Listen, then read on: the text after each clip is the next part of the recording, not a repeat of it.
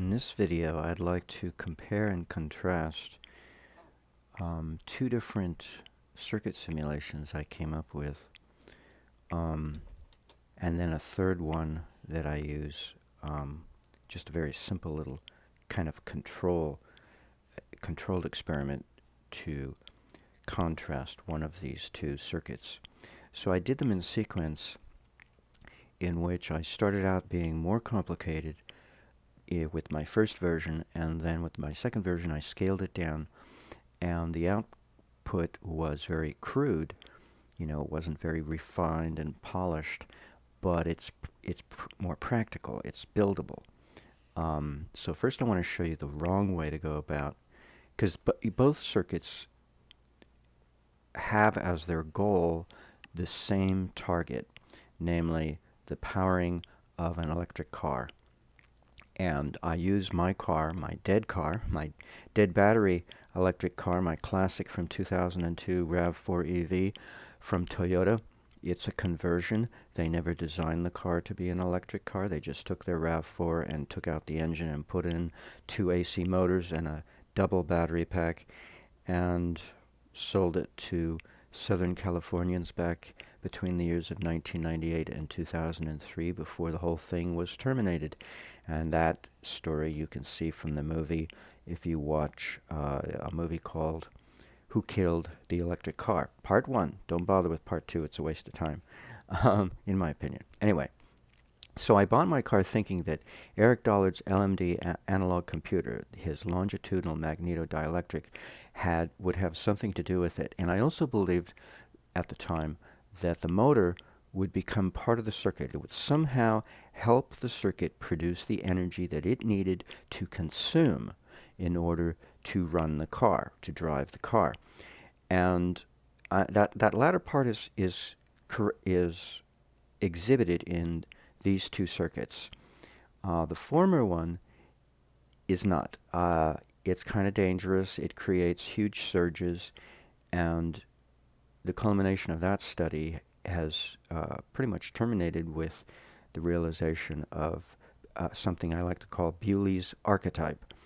L.V. Bewley wrote a book in 1933 and a paper on network transmission lines, transmission networks, and that's where Eric Dollard got inspired to start studying transmission networks. And I derived from Bewley a ring style architecture of 4 capacitors in a ring and 2 radio choke coils or 2 transformer coils, something that had a magnetic core that would, a minimum of 2, could be 4, surrounding this ring with their own ring. So an inner ring of capacitors and an outer ring of coils, iron cored coils. And that thing surges to such a huge degree in surge mode that when it comes to, in order to be able to have some voltage to derive from a current drain when it comes time to drain it. So a lot of my circuits do that. You know, they switch back and forth between surge and drain, surge and drain. And when you're surging, you can't be draining. You can only do one or the other. And so you can't really drive a car during surge mode. Well, the interesting part of the following two circuits I'm going to show you is that they don't work that way. They really, what they are audio amplifying circuits in which you are constantly supplied a source of vibration and you boost it. And you boost it, in my case, to satisfy the characteristics of a RAV4 EV from 2002. Namely, you try to supply 345 volts and 220, 210, 206 amps when the car is undergoing full throttle.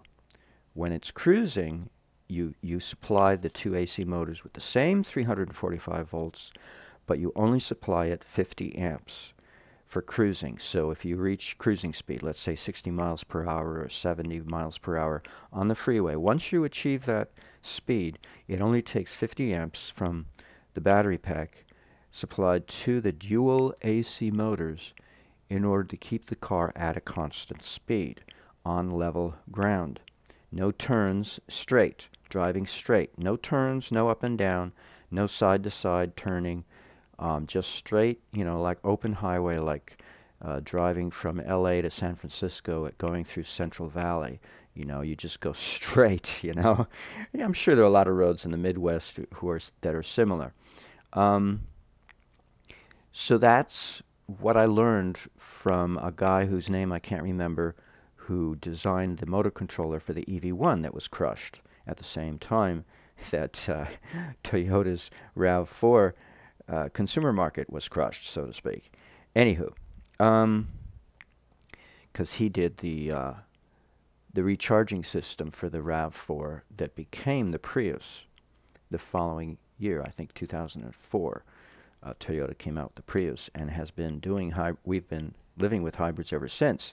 So the RAV4 EV is the predecessor to the Prius, and all hybrids for that matter. So I'm kind of live with a classic, but it's a dead classic. It's sitting and it doesn't drive, and it's a sorry sight. I wash it once in a while, maybe, but I change its sticker. I keep it registered, but obviously not insured because I can't drive it. Because I'm kind of attached to it.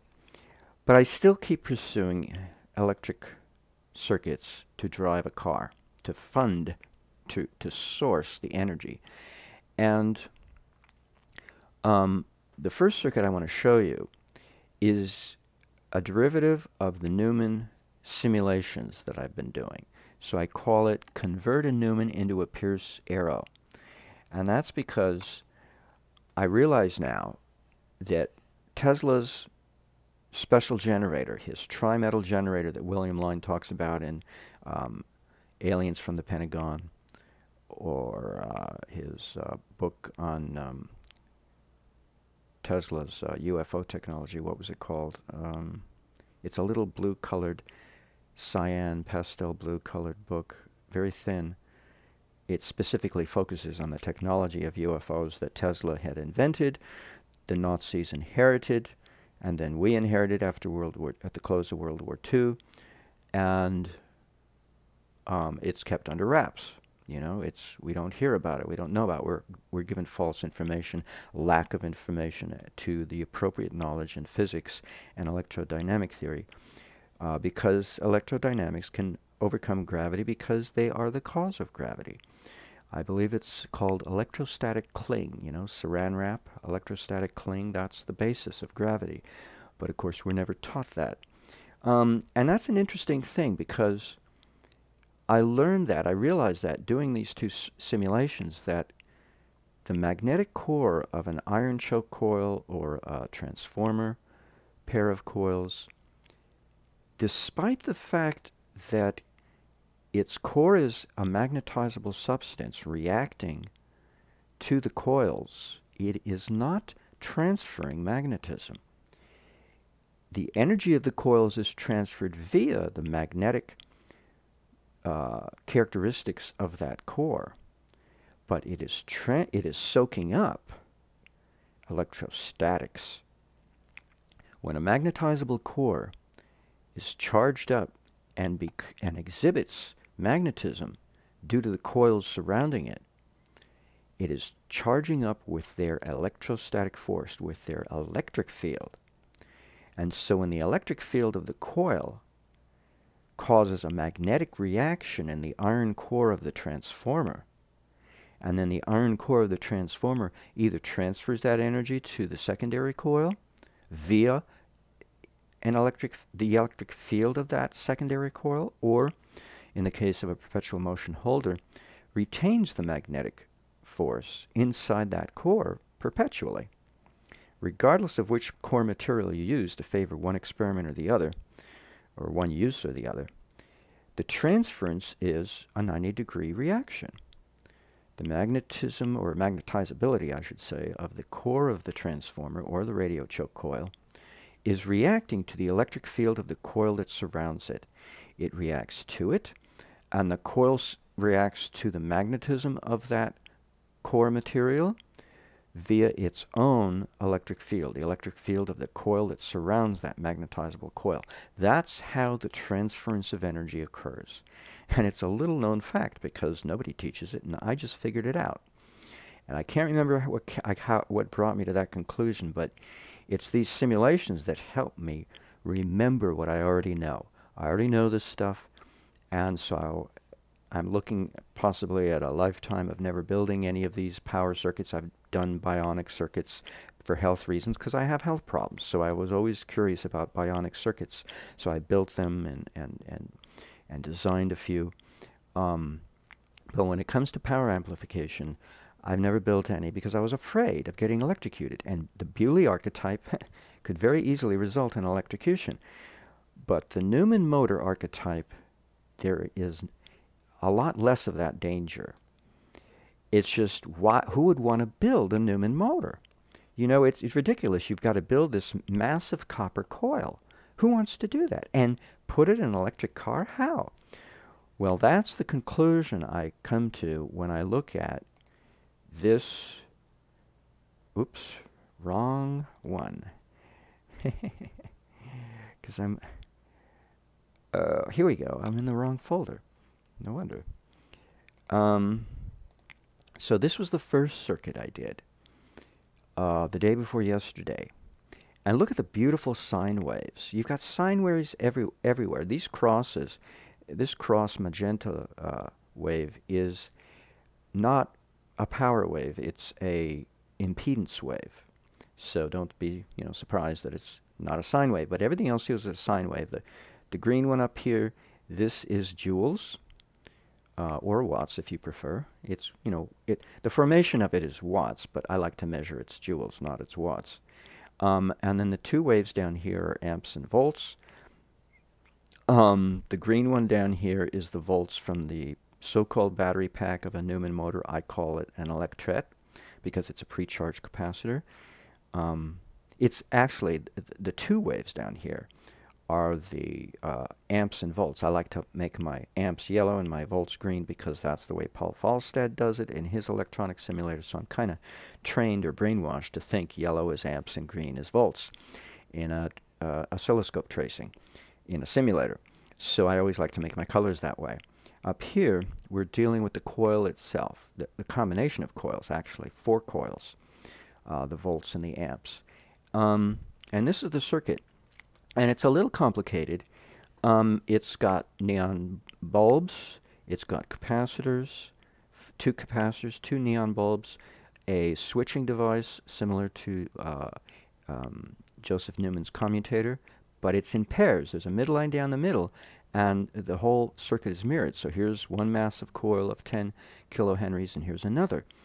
And then what I did was I learned that the rotating magnetic field surrounding the spinning bar magnet in the center of the massive Newman coil could actually be reinterpreted as something else, as a top load, similar to the top load on a modern-day interpretation of a Tesla coil, which is not really a Tesla coil, according to Eric Dollard.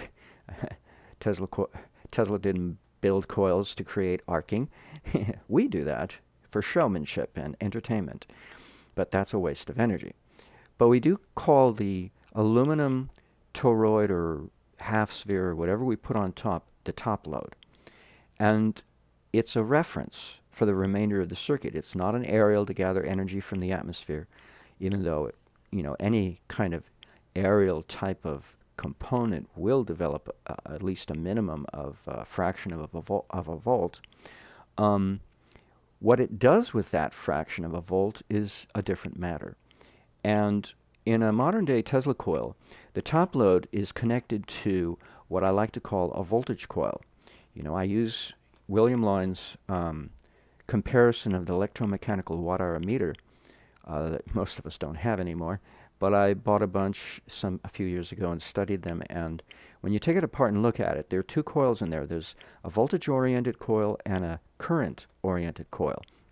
The voltage coil is wired to the electromechanical watt-hour meter at 90 degrees to the AC line, while the current coil is in series. So the voltage coil is in shunt. And the voltage coil is also designed comparatively opposite to the current coil and positioned on the armature, the toroidal armature. The toroidal armature of an electromechanical water ammeter has a extending spoke of iron core material that moves in from the outer periphery of that toroidal shape towards the center of that toroid and stops short of the center. And on that stub, that stump, that tree stump of a core material, is wrapped the voltage coil. And the voltage coil is many turns, several hundred.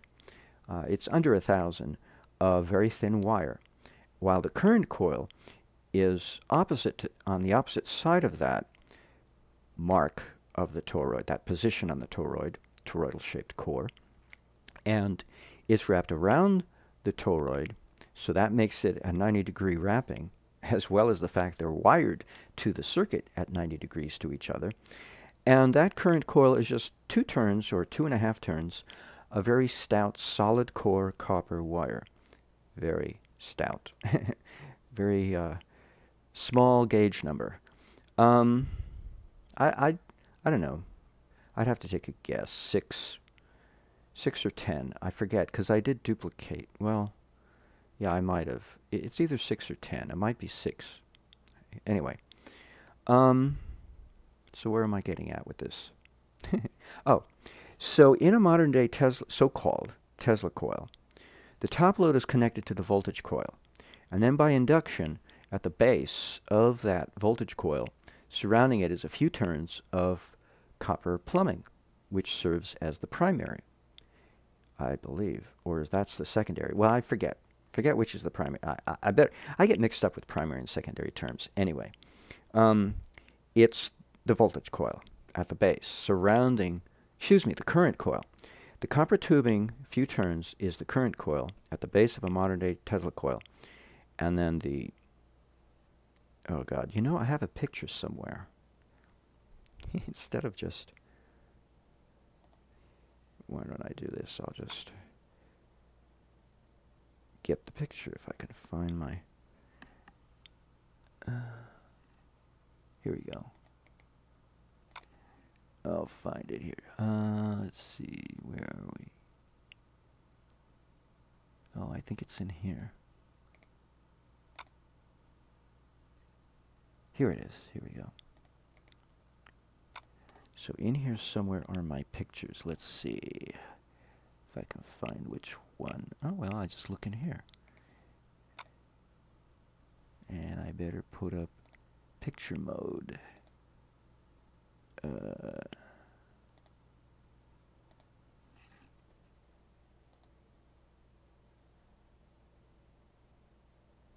don't see any pictures, do you? Alright, let's try the other folder.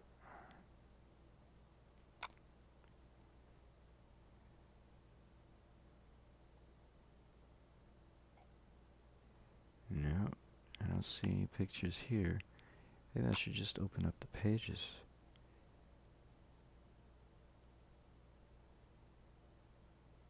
If you see any pictures of Tesla coils, shout, holler.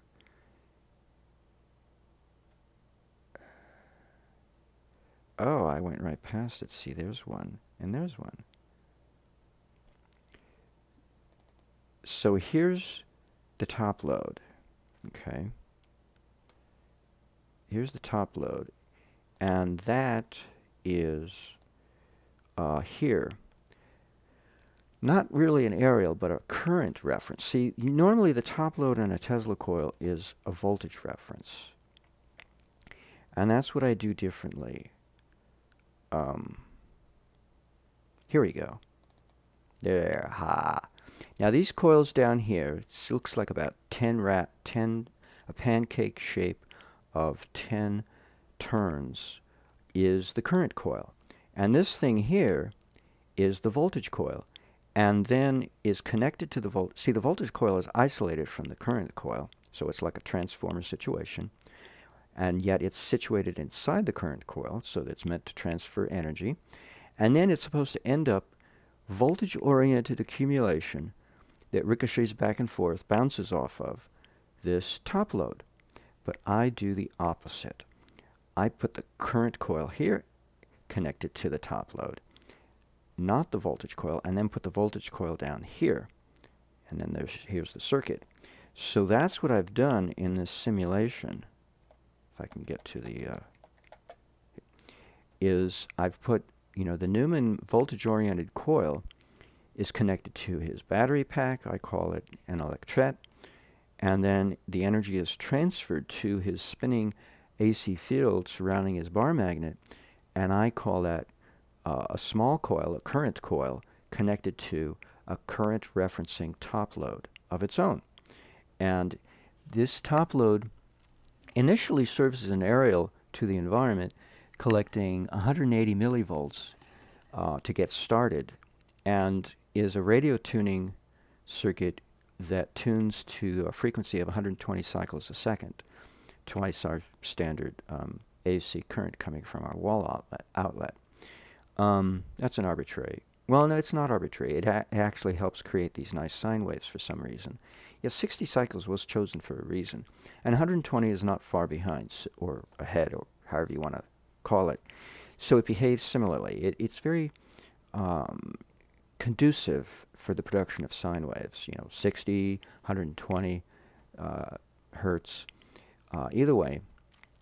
Now, the henries on this current coil is a mere 20 microhenries, while the self-induction on the large Newman-style coil I have here is not much different than his table model in Chapter 6 of his book. His table model was 16,000 henries. This is 10,000 henries. But you can't build a motor with this. But yet, this is what the simulation requires, that you twine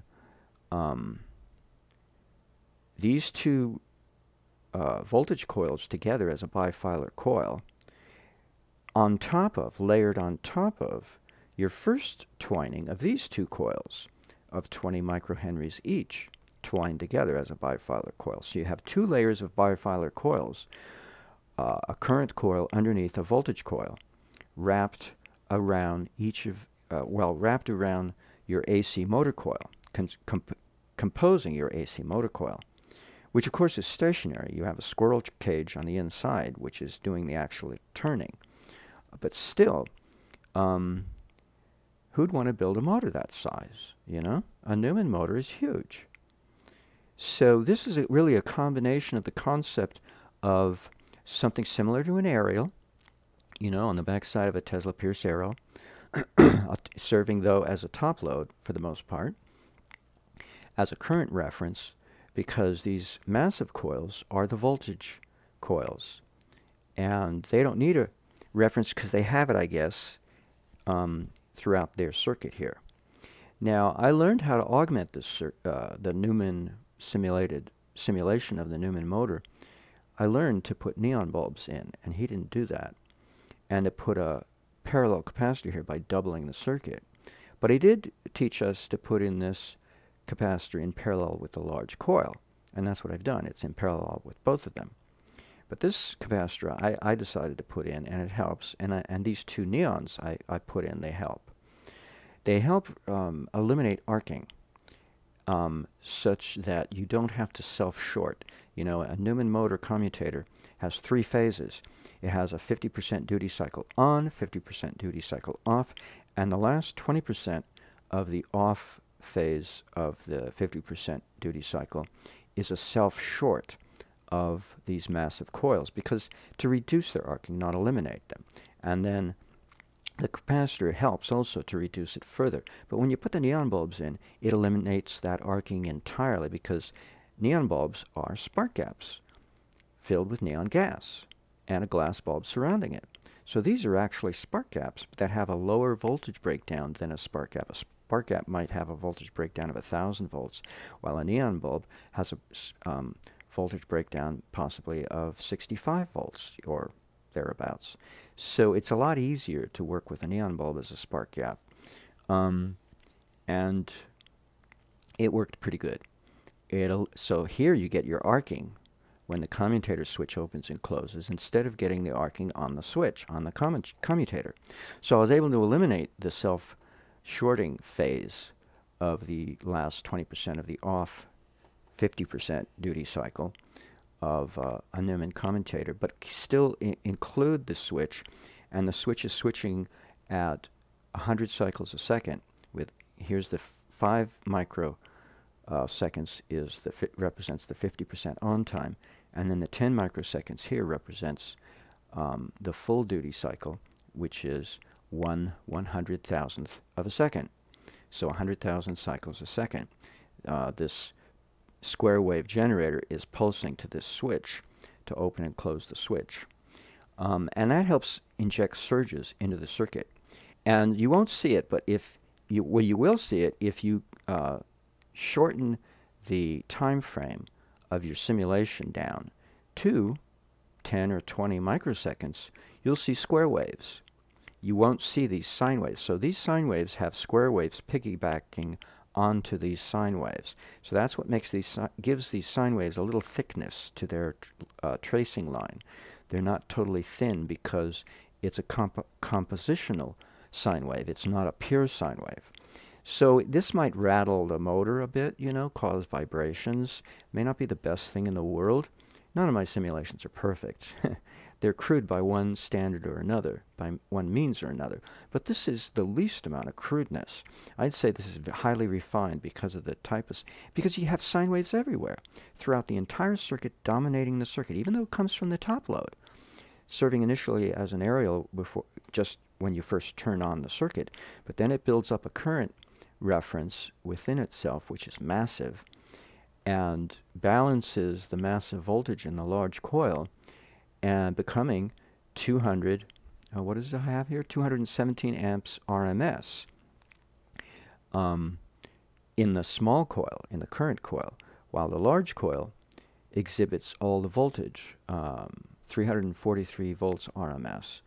So by blending these together in an AC motor coil, I imagined, I wanted to wishful believe that I could create a Newman motor. And I don't think I have, because you have to have the correct self-induction of a coil to embody the amps and volts that's going to run the AC motor. You can't have it somewhere else. If you have the massive current in a teensy little coil somewhere else, you're not going to get the torque. You're not going to get the speed. You're not going to get anything out of that motor. So this whole circuit was wishful thinking. And I just want to show you how not to do things, because it's the wrong idea. So let's discard this, and let's discard this, and let's get rid of this, and go back to here. So now we go to yesterday's circuit that was vastly improved.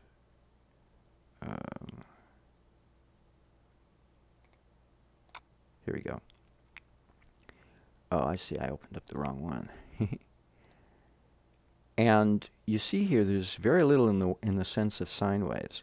The amperage of the coil is a sine wave, but its voltage is not. It's a bunch of spikes. And there's less to exhibit here because it's a very simple circuit. The battery pack or electret is missing here. It's gone.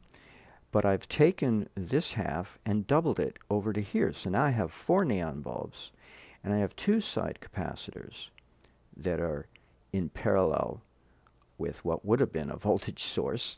And then I have still the one spine, the one capacitor that Joseph Newman suggested that's in parallel with the large coil. But now the doubling of the 2 large coils, instead of being 10,000 or 16,000 henries, is a mere 1 henry.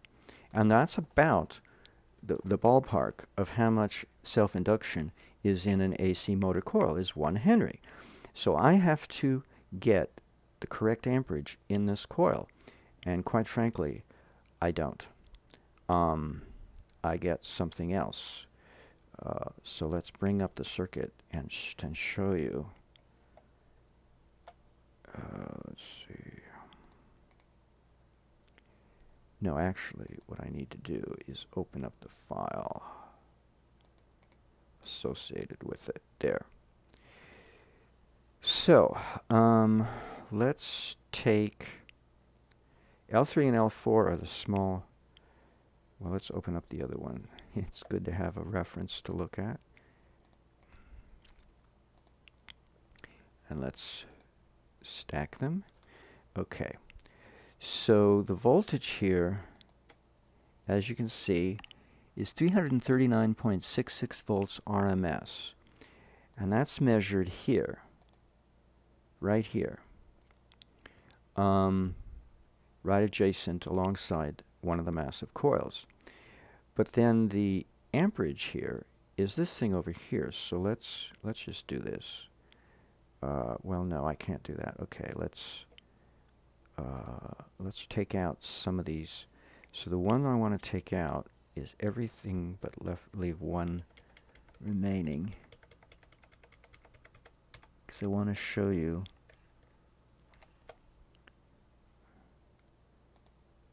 Oh, I have to rerun it. I'm sorry. It won't do. I have to rerun this all over again. Well, it's okay. This one runs very fast. The other circuit that I was talking about previously, it took forever to run it to get an accurate thing, because everything kept drifting downwards from the initial surge of turning on the simulation. But this one, and also it took a lot to compute. The simulator took forever to compute the tracings. But this one, it takes very little, because it's such a simple circuit. You know, it has no energy source to speak of. It's a very uncomplicated circuit, but it's also not very pretty to look at, because the tracings are mostly spikes. So let's take this now and take away most of the material there. Now what's the problem? Oh, different problem. See, when you have poor eyesight, you can't see your mistakes. All right, see, look at this. It's a mere 38.069 milliamps. That's how much amperage is going in the 1 Henry coil. Meanwhile, its voltage is 339.66 volts RMS. So you get all these volts and not hardly any current, just a few milliamps. What was it? 38 milliamps RMS. 38. While in the small current coil, that was the voltage coil, while the small current coil, if we can change its color to something a little more agreeable here. The current coil has 56 amps RMS, and since I have 4 of them, that amounts to 200 amps. You know, a current division circuit, when you have 4 parallel wires, you add up their amperage. So that's why I only take one measurement of this, the massive coil here, and take that to be my voltage, even though the voltage on this small coil,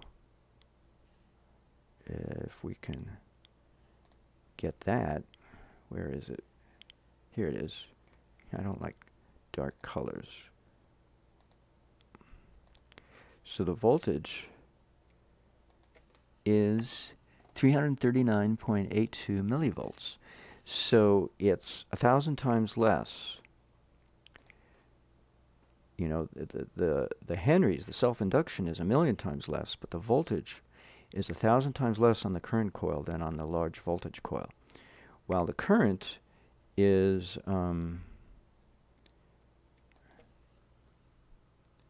55 amps RMS by comparison to the voltage coil's current of 38 milliamps.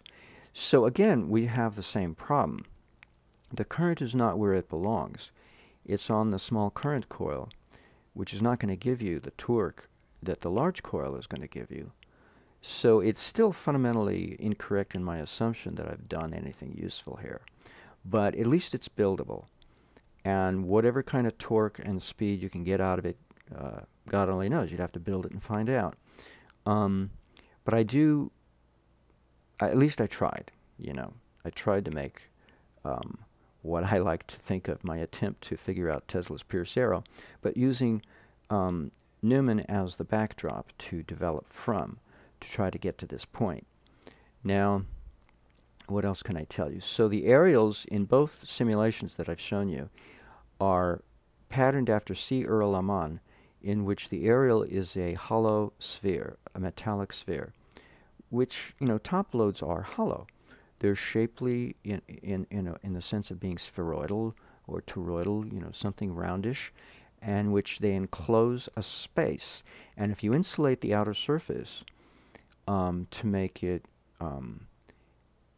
incapable of arcing, then all of the arcing, if it were to occur, or ionization at the very least, occurs only on the inside. So it cannot broadcast and get the FCC upset.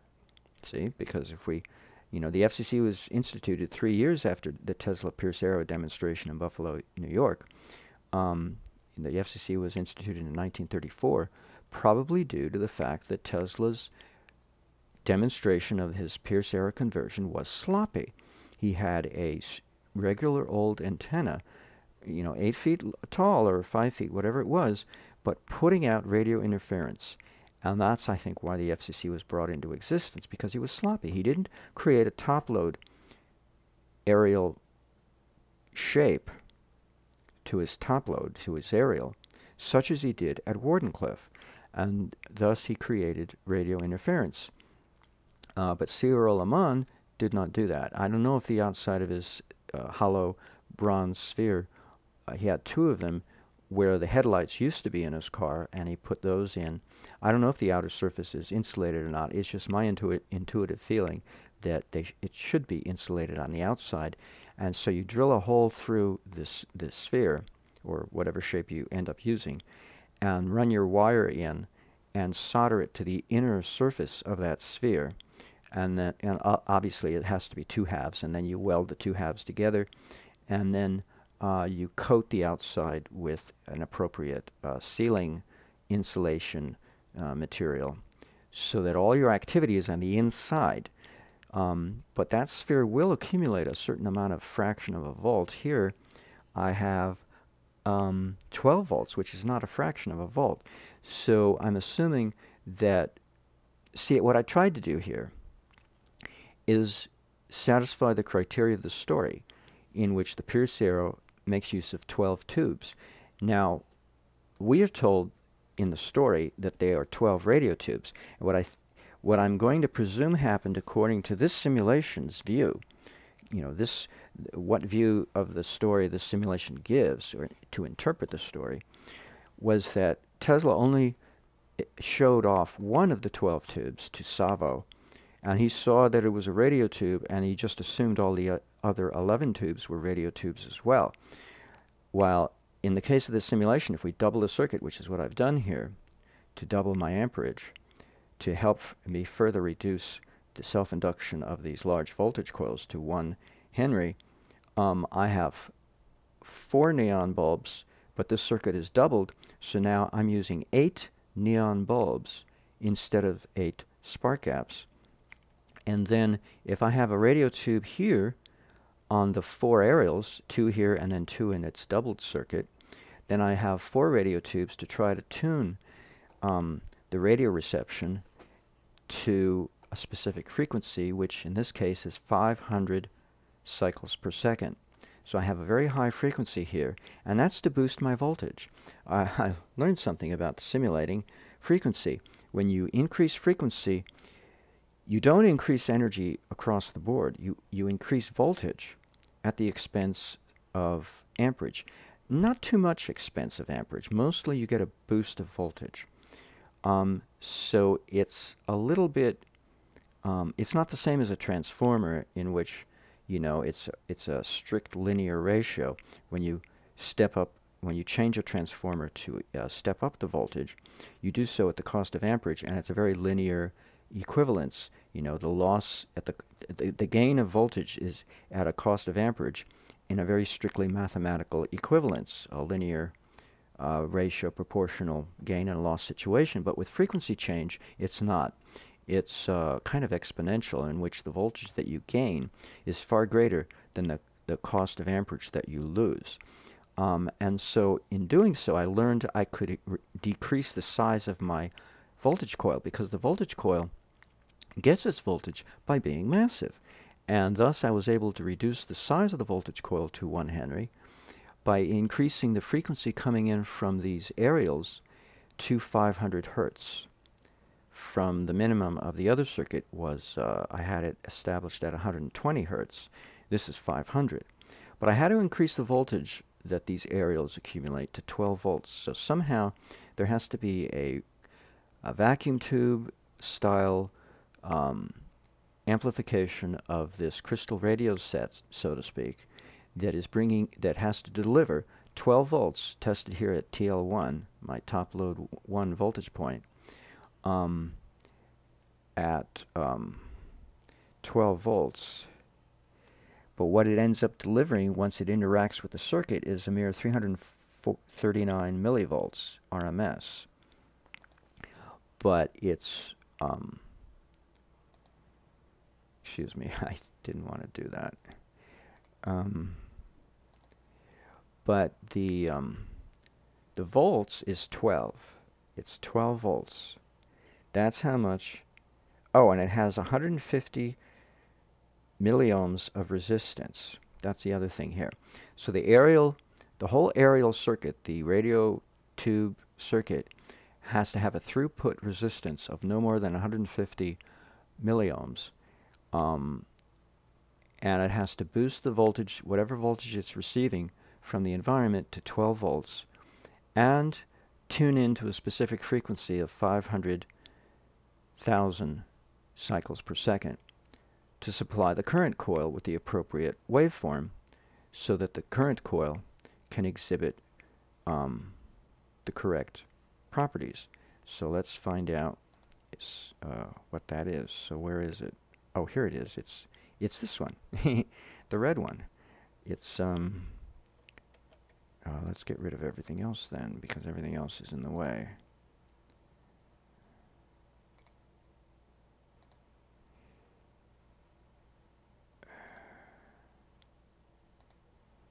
So it's 80, so it's a peak to trough 80 amps, positive, negative, is the current coil, and its RMS is 55 amps. So it develops 55 amps within the coil, and then alongside it, the voltage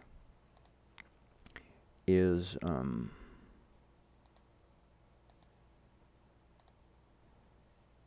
peak of 2.5 volts, a trough of negative, or a trough of negative 2.5 volts, and this is the green spikes.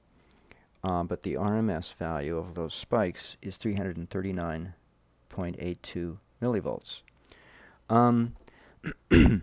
So I tried best I could to satisfy, you know, the story we have of the Tesla experiment of Pierce Arrow. Now the relationship between the current coil and the voltage coil, I put in a coupling coefficient of 0.99, and the impedance of that relationship is 1 ohm, 1.22 or 223 ohms, I forget. Well, it's up here. Let's see what it is. It's 1.2282 ohms. So it's about 1.2 ohms. Now the joules going out to the aerial is negative 44.981 millijoules. So I wrote in here negative 45 millijoules. And that's at full throttle, 221 amps RMS. Here I averaged to 220. But it's a quadrifilar coil, because we're wrapping 4 current coils, each of whose self-inductance is a mere 1 microhenry, to our first layer, our bottom layer of our AC motor coil. And then on top of that, we wrap 4 coils, each of whose self-inductance is 1 henry. So the turns ratio between the two is 1,000 to 1. You take the square root of each, and that creates your proportional relationship of 1,000 to 1. Even though the henries is 1,000,000 to 1, your turns ratio is 1,000 to 1. So it's buildable, it's doable, but whether or not it actually performs and gives you what I want namely the driving around of a car that weighs, my RAV4 weighs over 3,000 pounds. The Pierce Arrow weighs over 4,000 pounds. Electric cars normally don't weigh that much. So that's why my car has a double battery pack and a dual AC motor. So that's why it demands so much voltage and so much current and so much, So it's a really a highly taxing situation. But when you're driving around a truck, an electric truck, it's kind of comparable when you think about it, because you got to drive around a lot of mass. Maybe you got to tow something, And of course, there's nothing worse than towing something using an electric car to do it, because you're going to have to recharge. It's like driving uphill. You'll spend your battery pack in half an hour of that kind of thing, and then spend 5 or 6 hours recharging it. So here we get unlimited range if this thing works, if it can truly get the squirrel cage on the inside of the AC motor to turn the transmission, rotate the transmission of an electric car's transmission sufficient to move that car, accelerate in traffic and accelerate up the hill and cruise. Can it really do it? I don't know. For some reason, the best capacitor I found value in parallel with the large voltage coil is 1 microfarad, while the shunt capacitor, here I have 2 of them in this half circuit, is 4 microfarads. I don't know why it turned out that way. It turned out that way in both of my circuits. I just use a simple standard neon bulb model. I don't use anything fancy. And I simulate for 1 second in this particular simulation, because I don't have to simulate any longer in order to stabilize my graph.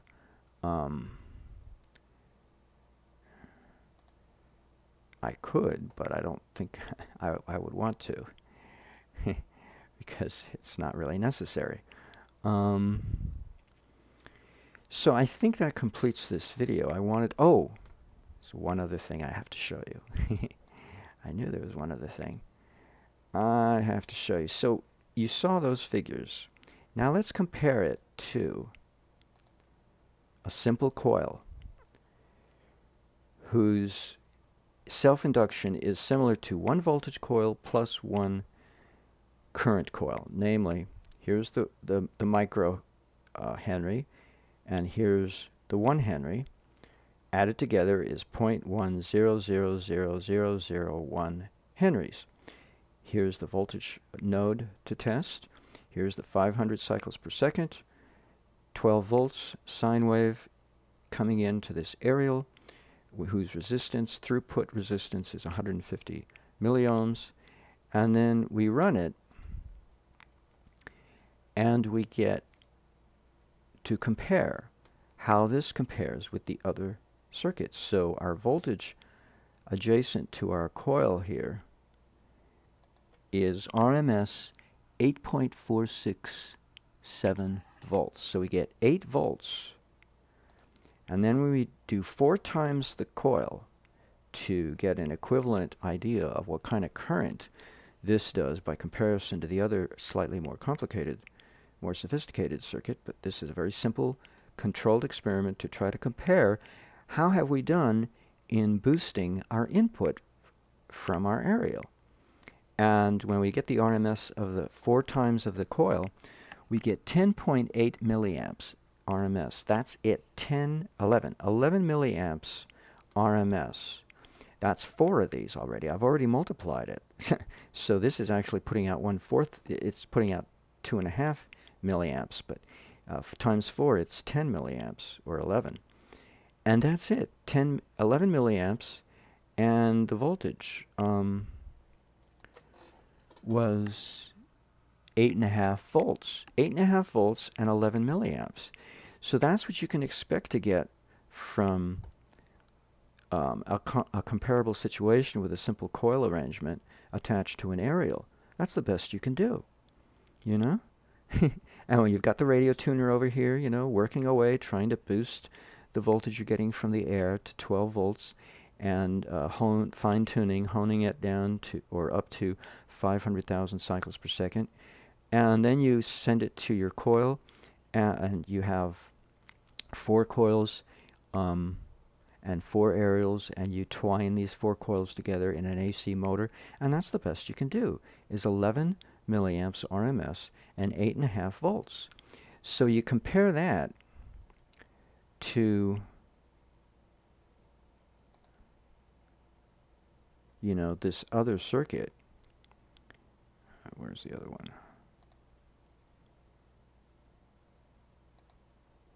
To this circuit. Now we've taken this, and instead of just multiplying it 4 times, we've attached 2 of these. Now we get what we want, or something closer to it at any rate. And so it shows that this really is a boost. It's like a second stage boost. The first stage is the radio tuner boosting the voltage and tuning to a specific frequency. But then the transference is a boost, going from the current to the voltage. You've got a step-down voltage, which, of course, no, excuse me, a step-up in voltage, which diminishes the current.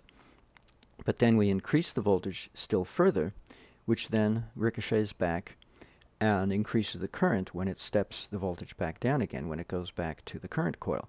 So there's this interaction between the two that goes on that helps each other.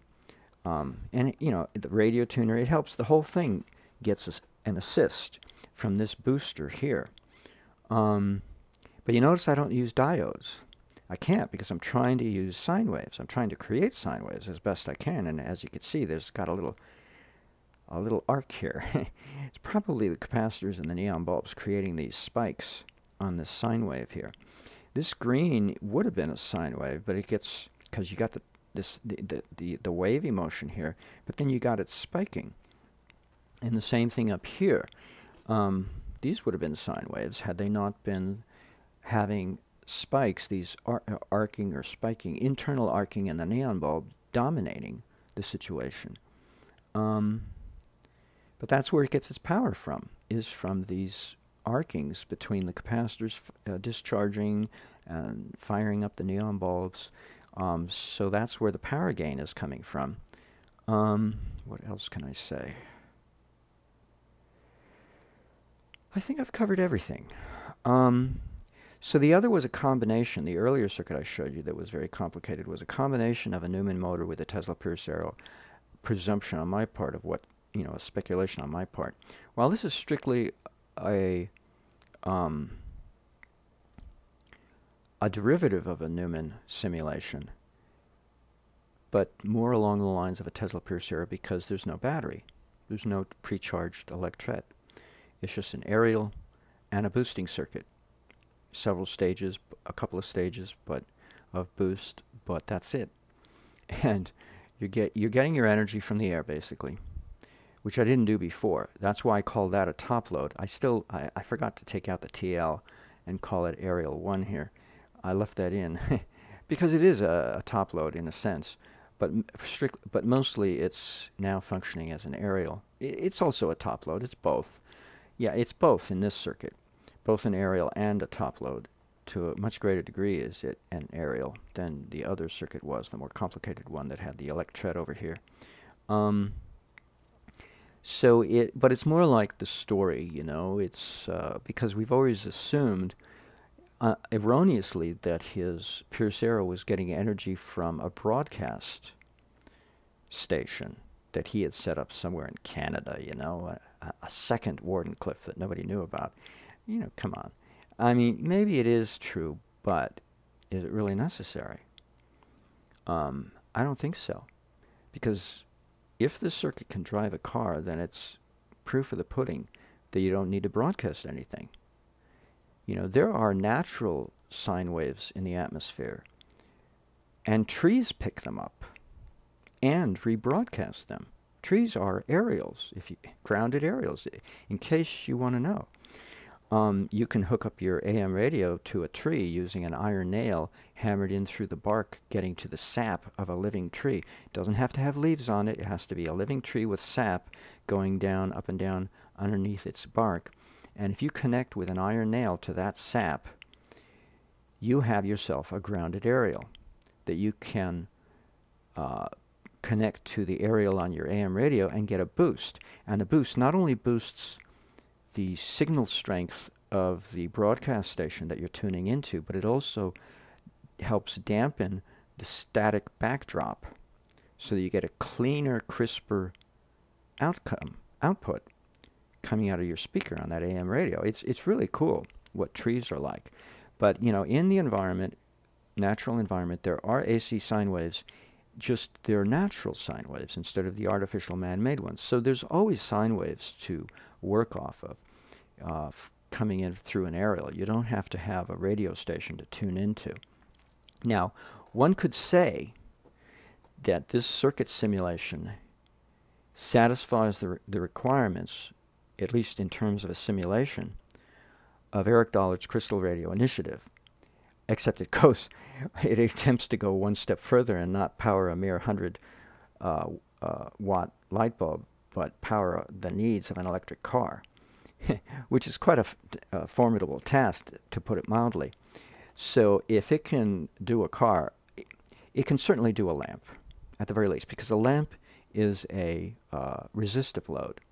You know, we don't have to worry about sine waves and current and voltage too much. You know, these, I don't know where we'd put the load, though. Maybe we'd put it over here, where the battery pack used to be. Yeah, we could do that. We could connect in parallel to this capacitor over here on the left a lamp and light it up. I bet you I could do that. And then I could redesign this, maybe with less volts over here, you know, less of an output coming from this boosting circuit, this first stage boost. Instead of 12 volts, something smaller, so that I don't get the 300 and, what is it?